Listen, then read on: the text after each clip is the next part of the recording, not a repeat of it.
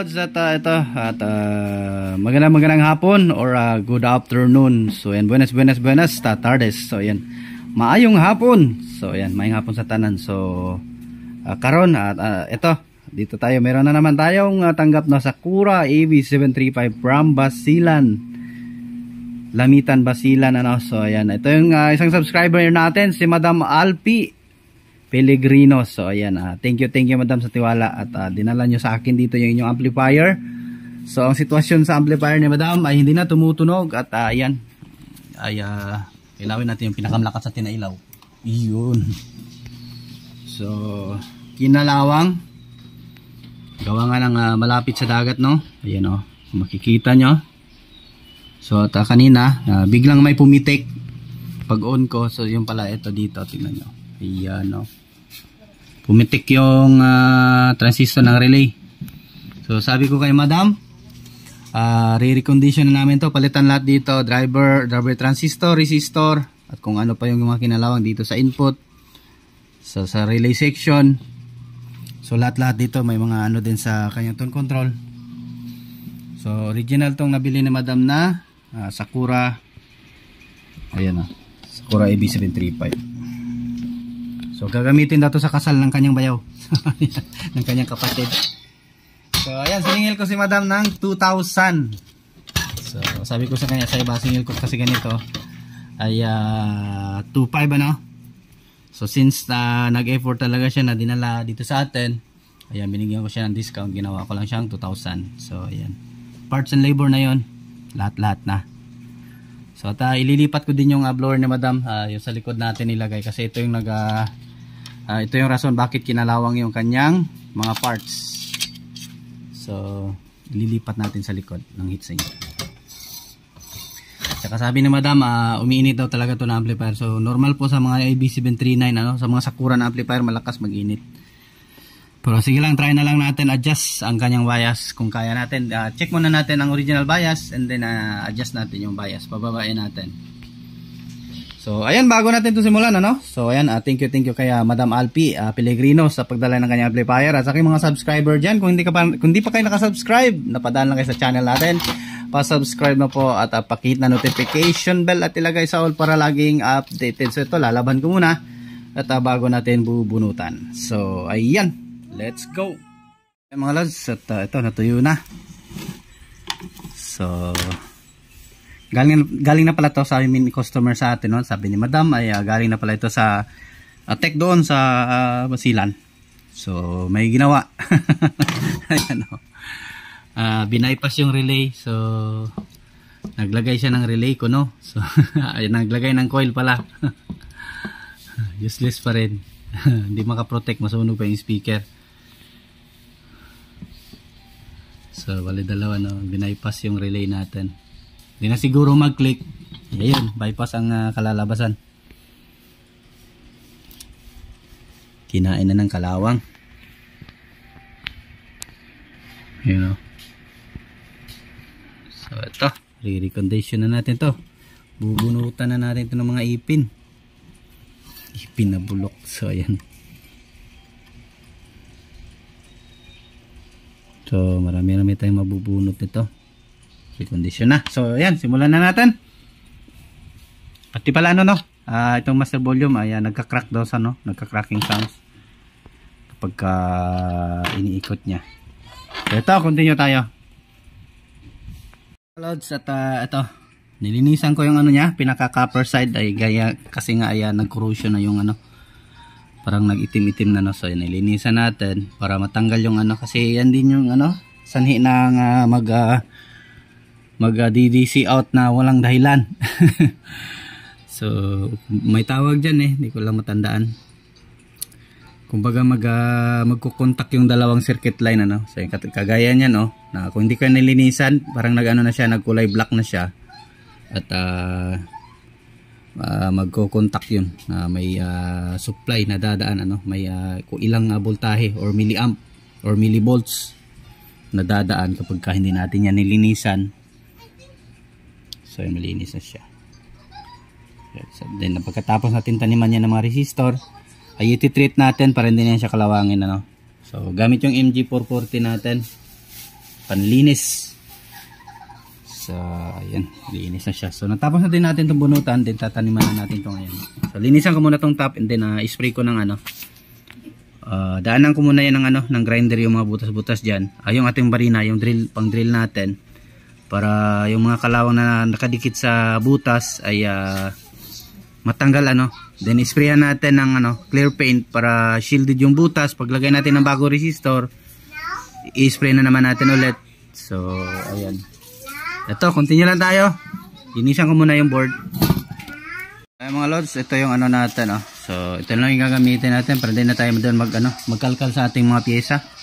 So ito yung binibenta natin sa Shopee, no? So para sa iba na yung nag-order. So hindi po kasama yung board.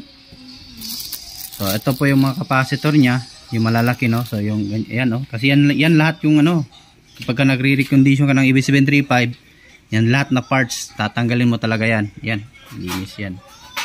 So ito yung mga capacitor. Then ito naman yung mylar at saka yung ceramic, it's high voltage saka ceramic na 50 volts.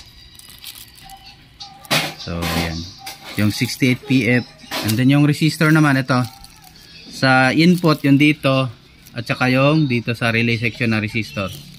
So 1/4 watts yan. So may pa maliit daw yung resistor. Hindi ko alam kung yung niya. So ito naman yung sa main amp na resistor. Yung dito 1/2 watts. And then yung mga driver, ito din yun. So at saka yung 1 in 4148 na switching diode so ayan, or signal diode. So ito yung nakakonect sa OCP. At saka yung ating 5.6 volt na zener diode yung dito sa relay. Ayan. Ang di ko lang sinama is itong ito na 1000 UF. Tsaka ito, hindi naman yan kagaya niyan, hindi kinalawang. Tsaka lahat ng capacitor kompleto to. Ito lang yung hindi nasama, at itong malaki. So lahat ng capacitor dito sa relay section kasama yan, pati yung dito sa regulator ng capacitor. Pati yung dito. So hindi ko na binunot kasi nga ayan, hindi naman kinalawang. Don't forget to like my may video. Pinili lang akong kinalawang na tinanggal ko. So yun lahat diyan, tanggal yan. So ito yung gagamitin natin ngayon. So ayan.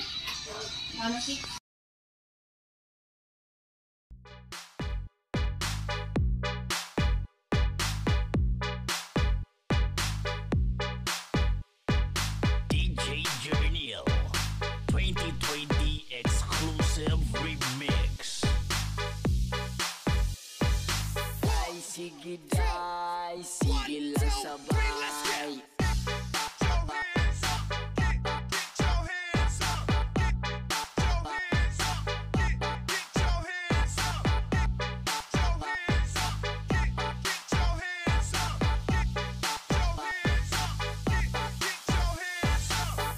Sige day, sige lang sabay.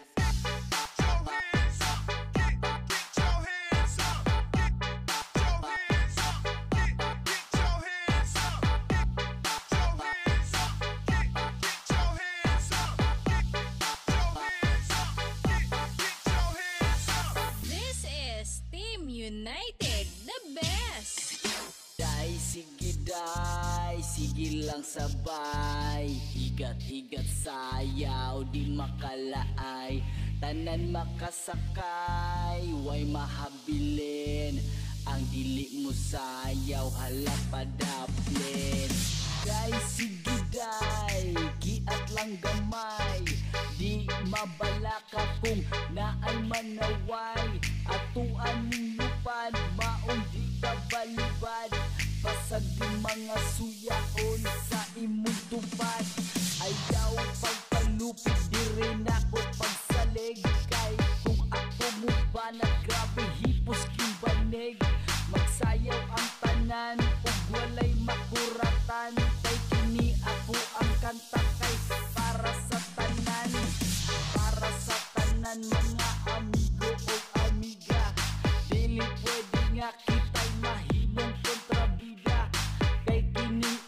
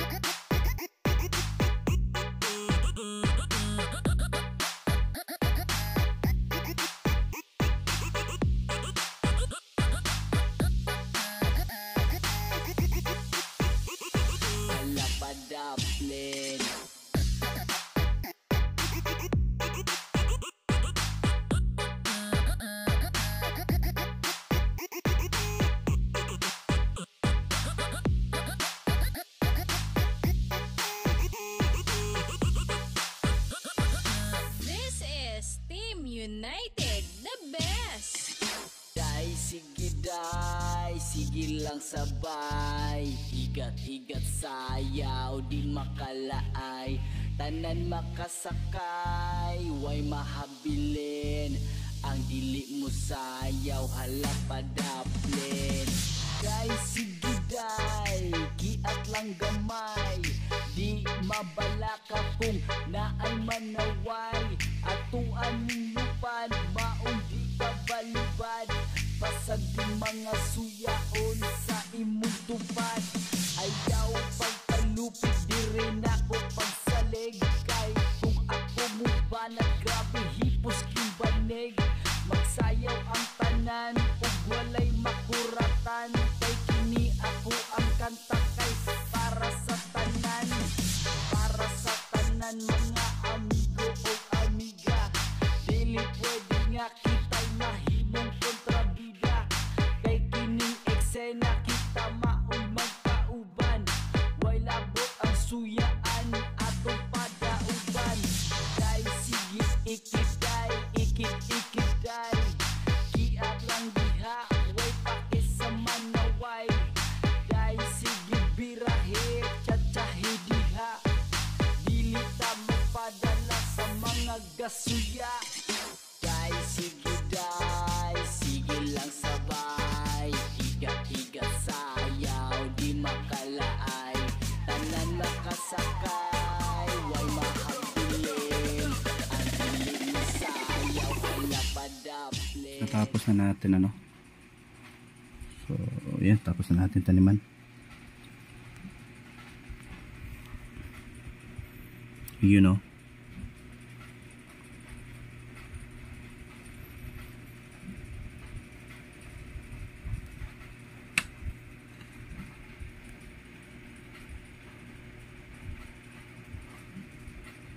Na-trip na din natin yan mga lods. So for testing na lang to ngayon, salpak natin. So ito na yung lahat ng pyesa ni madam.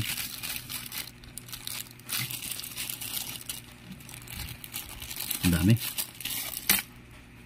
So ganyan tayo maglaga ng amplifier. So ito, at continue na lang tayo bukas, at hindi naman tayo pwede mag-testing ngayon kasi nga ay alas 12 na.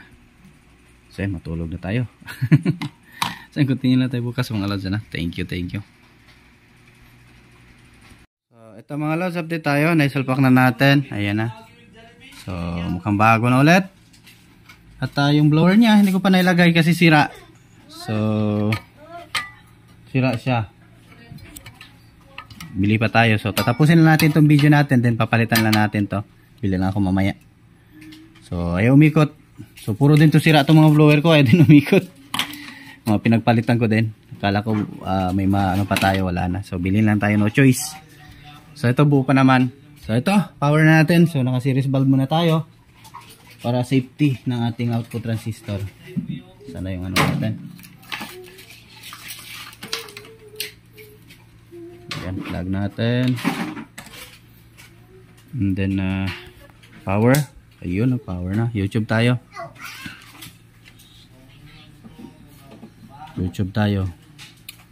Yun, nag-click na yung relay.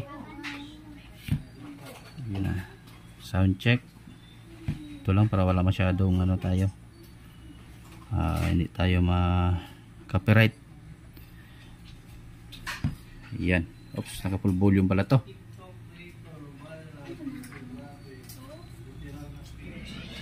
Yun na. Ready ka sa mga bagong remix ni DJ Christian Naive. Battle mode activated.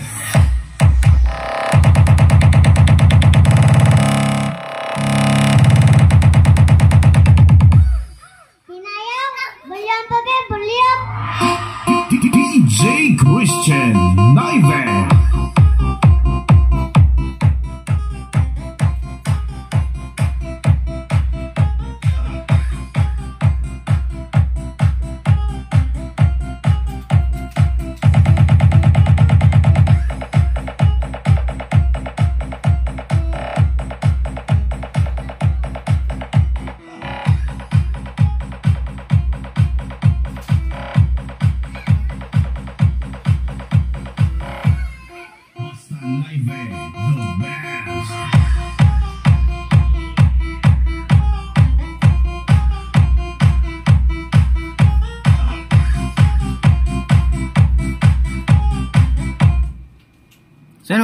ating video mga lods, ano?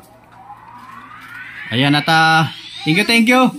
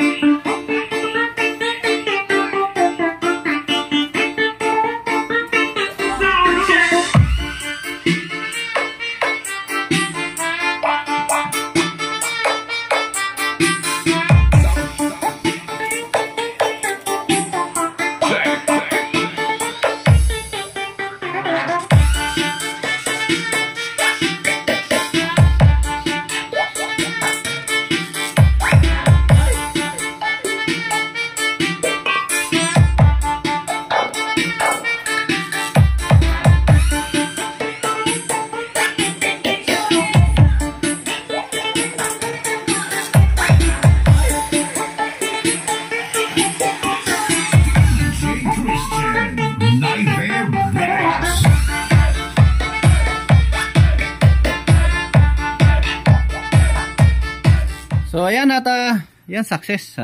Ito yung mga pyesa pala ni Madam, ano? So ayan yung mga pinalitan natin. Ayan, kung nakikita nyo sa ating video, yun po yun lahat ng ating binibenta sa Shopee ng mga parts. Siguro kung nagkulang man ako, so siguro pagpasensya nyo na, sa dami ba naman yan, ay talagang malilito kapag ka nagre-repack ka, no? So ayan, pinalitan natin lahat. Ito yung total recondition talaga.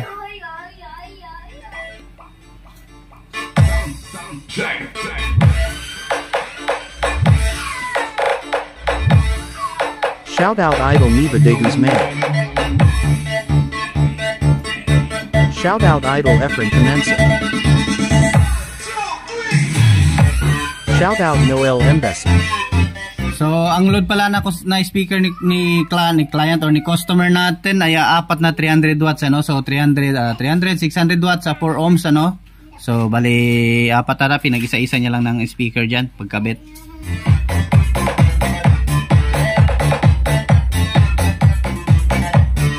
So, nagbayis ako kanina nito. Normal lang naman yung bayis niya. Nasa 0.4 lang. 0.4. At, hindi ko na siya babaguhin. Kasi pag babaguhin natin to, iba kasi design ni Sakura 735, pag babaguhin natin ang bias nito ay mababawasan po yung lakas niya, hindi po kagaya sa ibang alay concert. Kumbaga itong 735 ay nakatimpla na. So may mga nag-upgrade naman ito, so hindi ko nagustuhan kasi pumangit yung pangit tignan. So ba't pa babaguhin, malakas naman to.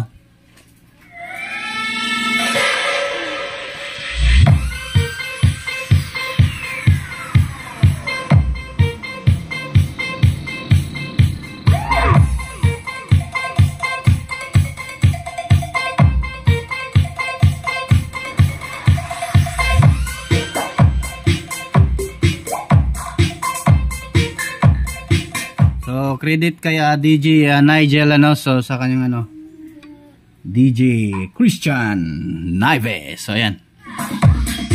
DJ Christian Naive Remix. Yan paggamit lang ng music mo, idol, no? So idol Christian, idol DJ Christian.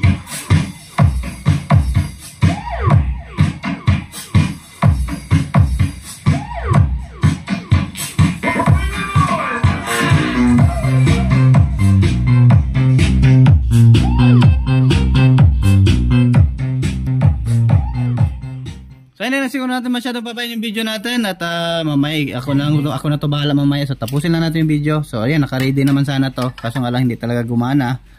Ayan ready na yung butas nito, para i-screw na lang kulang sana, kaso hindi gumana yung ating blower.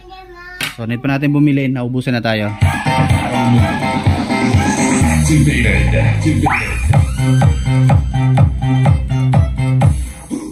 So yan, thanks for watching mga lods, so maraming thank you at magandang buhay sa ating lahat, so ayan, at sana maganda ang inyong araw or buhay nyo dyan. So yan, magandang buhay sa inyong lahat dyan. Salamat sa walang sawang suporta sa ating munting channel.